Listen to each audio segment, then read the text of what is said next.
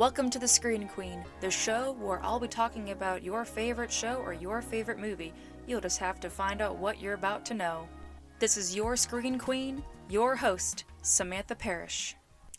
Hello there and welcome back to the show. My name is Samantha Parrish and I am the host of The Screen Queen. I am the lean, mean, movie-talking machine, and I love to talk about movies, TV shows. I love to talk about the trivia. I love to share my commentary, and that is how this show goes. Now, this episode in particular is quite historic. The title of this, from what you can see on the title of this episode that you're currently listening to, we're talking about the grand spectacle, the granddaddy of cinema. The movie that broke rules and made new rules, and that is Who Framed Roger Rabbit.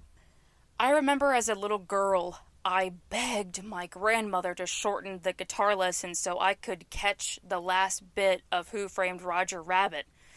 When it was announced that Who Framed Roger Rabbit would be broadcasted on Cartoon Network, I lost my mind. Bugs Bunny was one of the first cartoons that I watched as a little girl, and that became my gateway into animation. Anytime that any of the Warner Brothers cartoons were on, I was hooked. I was there. So knowing that I could get a movie of those characters and the Disney characters, even though Disney just not really so much, but they sold me on the Warner Brothers cartoons. And it kind of makes you wonder, well, what took so long to get this movie that has animated characters into an animated network? I don't have the answer for that one, but I'm glad they did it because this is a movie that every kid saw when they were younger, and this was sort of like a rite of passage for every kid in their childhood to watch Who Framed Roger Rabbit. There isn't a way to have movies without mentioning Who Framed Roger Rabbit.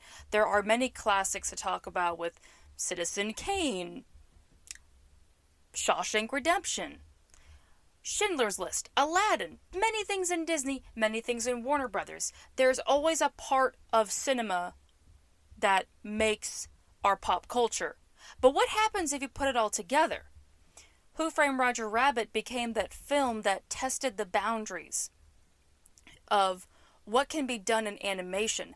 Animation has come a long way from Snow White being made in 1937 and further developing animation. There was even a point in time with animation that made it very tricky to create new budgets and having to make decisions. And in animation, it's a tough industry. It might just look like cartoons entertain, but there's a lot of work that goes into it. There's a lot of research that I did with Who Framed Roger Rabbit that I have gathered over the years, as well as new knowledge that I have learned about Who Framed Roger Rabbit. And there's many things to talk about with this trailblazer in animation and cinema culture. This is Who Framed Roger Rabbit. So the one thing that I want to talk about that's actually, it's a confusingly interesting topic, and that's the casting. Who Framed Roger Rabbit had a lot of people coming up to par to play these certain characters. When the word got out about a crossover of Disney and Warner Brothers having that with live action, a lot of people wanted to be in the next movie of Robert Zemeckis. Robert Zemeckis at that point had become a hot name in Hollywood. People wanted to work with him. But you couldn't just have anybody play these characters. This has a perfect cast of actors that I'm glad, and I'm sure everyone else is glad, didn't follow the same typecast. There were people that wanted to play Eddie Valliant, and I don't think I could have seen one of the actors I'm about to name that was originally picked to play Eddie Valliant, and that was Sylvester Stallone. I had just talked about this actor in the previous episode of The Screen Queen, and here he is again. I mean, I love Stallone, don't get me wrong. He makes me laugh, he makes me cry a lot, but he just didn't really bring the magic that could have gone well for this movie that really had the magic brought on by Bob Hoskins. There was also going to be someone different for the role of the villain. Many people had auditioned to be the villain, and one of the top tier villains, and you're probably going to not even question why, Tim Curry had given the scariest audition that it scared all of the directors and some of the production. He was that good.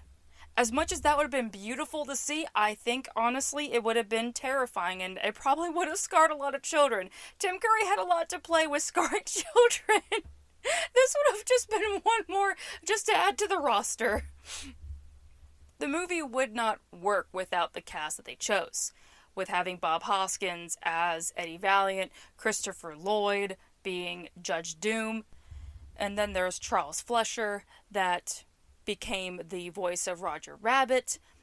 And then there's the most puzzling part, that no one really knows why this credit happened. The main voice for Jessica Rabbit, Kathleen Turner, is uncredited. However, her singing voice, Amy Irving, has the full credit. It's a little bit bizarre considering Kathleen Turner has worked for Robert Zemeckis before in one of his other films called Romancing the Stone. I don't know if this was entirely his decision or if he didn't have a decision and kind of wondered why one of the actresses in his film went uncredited.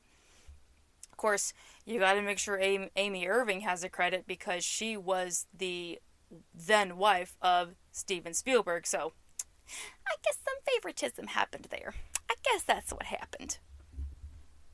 The one thing I like about this cast is that even though, they're just actors in a film, they're actors I can see in a film noir film, given you only see about 2 to 3 of them that are your main characters in the live action department, but they give the performance so well and they have perfect chemistry. Everyone looks like they belong in this film noir, and I have to really push film noir.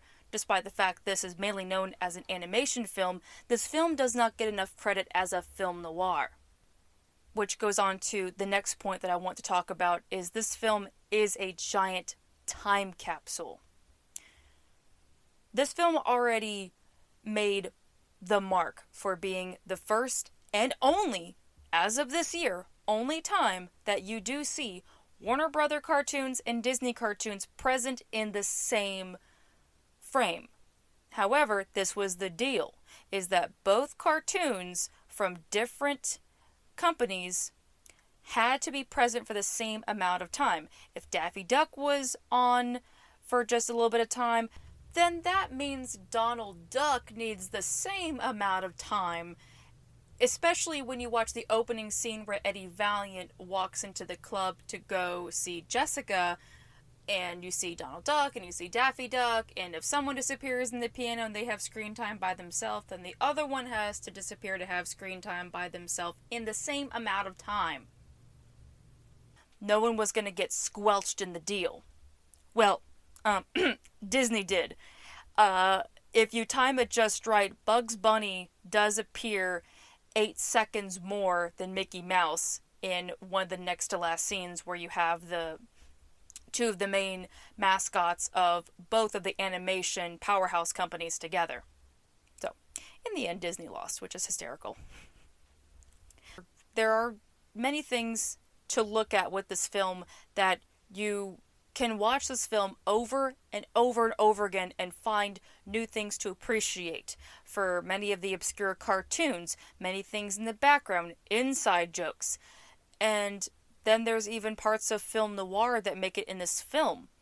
There's a part in the scene where Eddie Valliant is going back to his office and he hangs his hat on a Maltese Falcon, which is a reference to the film noir movie, The Maltese Falcon.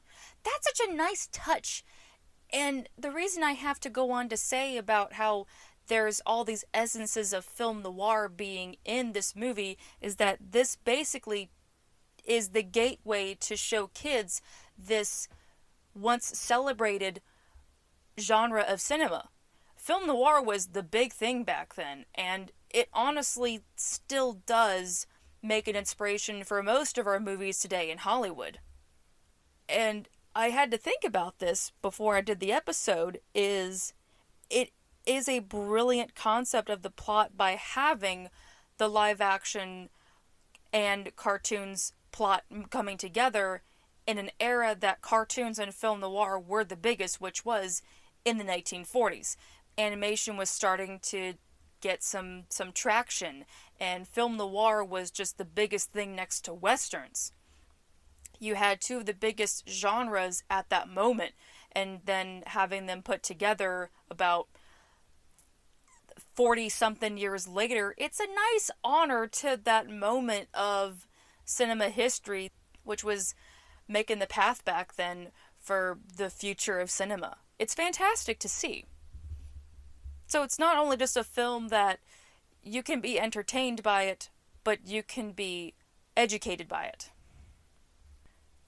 The next part of this, it's obvious I have to talk about the animation. There's a lot I've already mentioned for the fact that there are many things that you can see in this film. As much as you can watch it over and over again, you'll find new things to see. And there's a couple of new things that I myself found out recently that I didn't really notice. I mentioned at the beginning of this episode that this film broke a lot of rules and made a lot of rules. One of the rules that was made because of this movie was bump the lamp. Bump the lamp was created as a polish mark, essentially, to go a little bit further for a detail that many people won't notice, but it goes a long way when people do, which is something to really respect for some of the creative departments.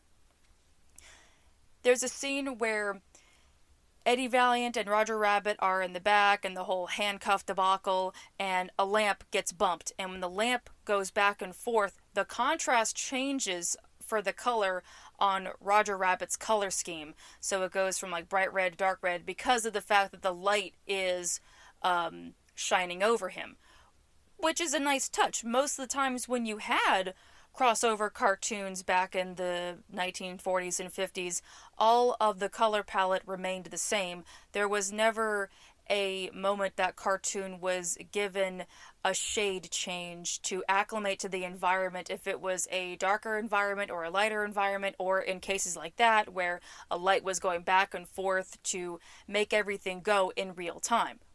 Fantastic to see. I can't imagine the frustrating part of having to do this. There was a lot of work into the animation. There were over 1 million animations created for this movie. That part, I don't even want to fathom how much that was for what had to be done. There's also another part of the animation that I never realized, and it has to do with Jessica Rabbit's animation, and she already is known for her unproportionate body and the way that she's drawn. But the animators wanted to take it a step further to make this very humorous to the idea of making an unproportioned woman. Keep this in mind when you rewatch Who Framed Roger Rabbit. When Jessica Rabbit walks, her northern hemisphere bounces the opposite direction. Because Jessica Rabbit's already kind of a human-styled cartoon, they didn't want to animate her like a regular woman and having all of the usual gravitational proportions.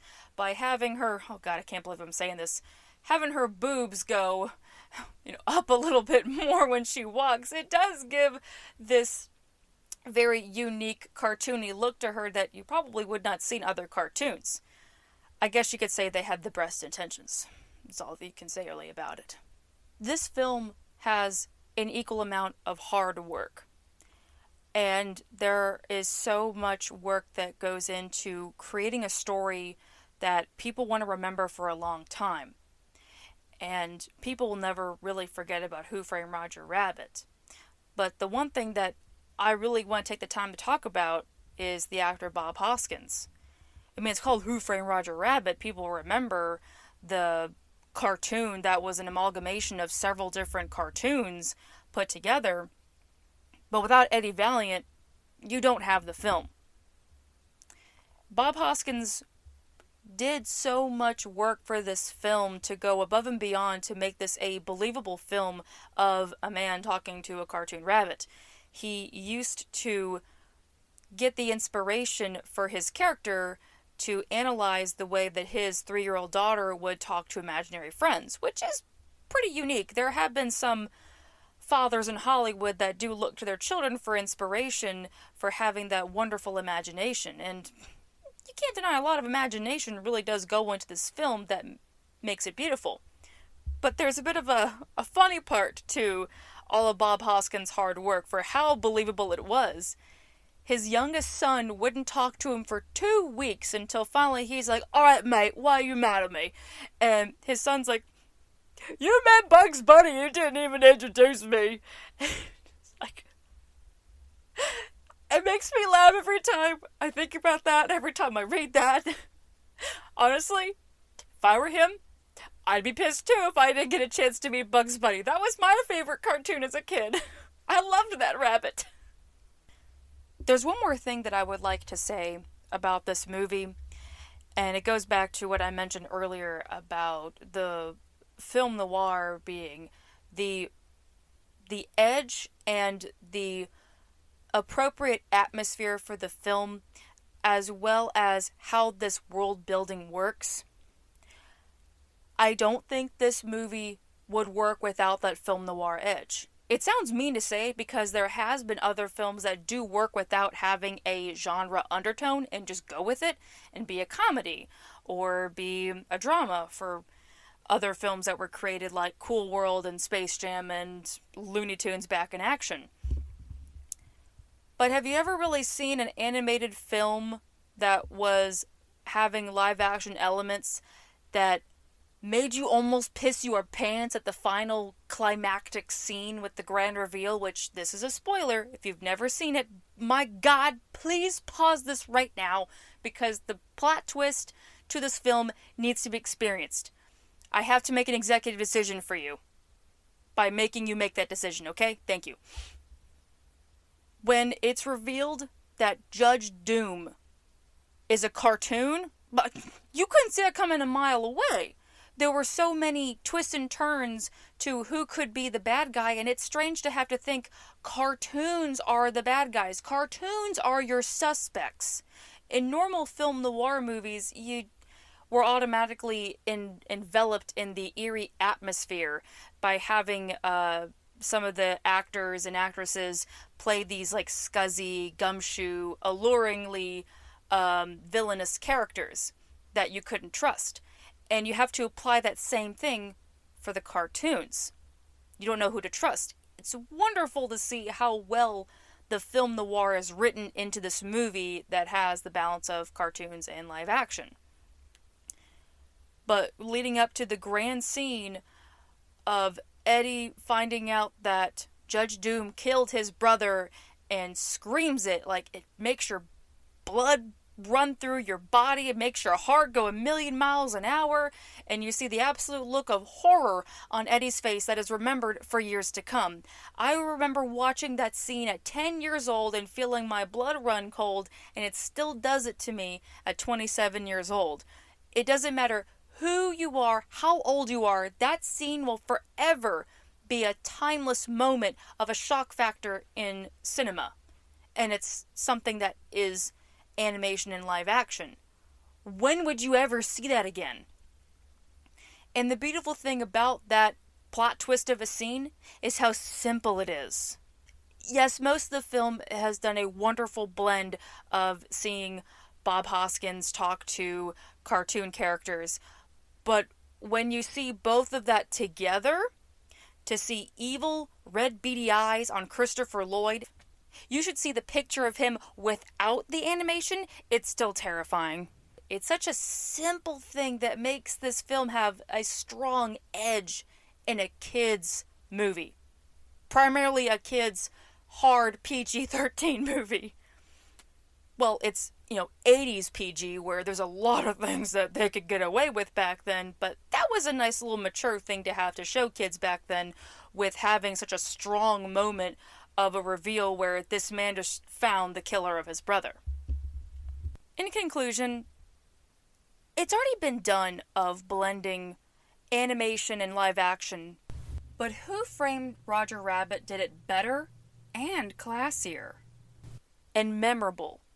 Who Framed Roger Rabbit is one of those movies that is timeless. No matter how many times you watch it, there's just a few more Easter eggs to discover and appreciate it just a little bit more than the last time you watched it. So now that we've come to the end of the episode, now it is time to find out what the next episode of The Screen Queen is going to be. If you are new here, I have a system where I put everything into a little bowl with a whole bunch of papers that have suggestions on them, so I'm going to mix it up real good. And new suggestions are always added to the bowl. And let's see what the next episode's going to be. Okay, I got pieces of paper. They're just sticking to me.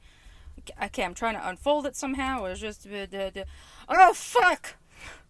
No! Why does this happen to me? Oh, no! Oh, God. Oh, this is what I get because I just thought about this movie. Well, I guess it's gonna happen. Okie dokie. The next episode of The Screen Queen is going to be covering The Nightingale. That's going to be a heavy episode, just giving you a heads up. I feel like this is just going to be an occurring thing where I'll have a very heavy episode, and then I'll have a very light episode. So maybe The Nightingale will lead to another lighter episode in the future. Okie dokie. Well, that is a wrap on this episode. Thank you so much for listening. You stay amazing, and I will be back with the next episode. Bye-bye!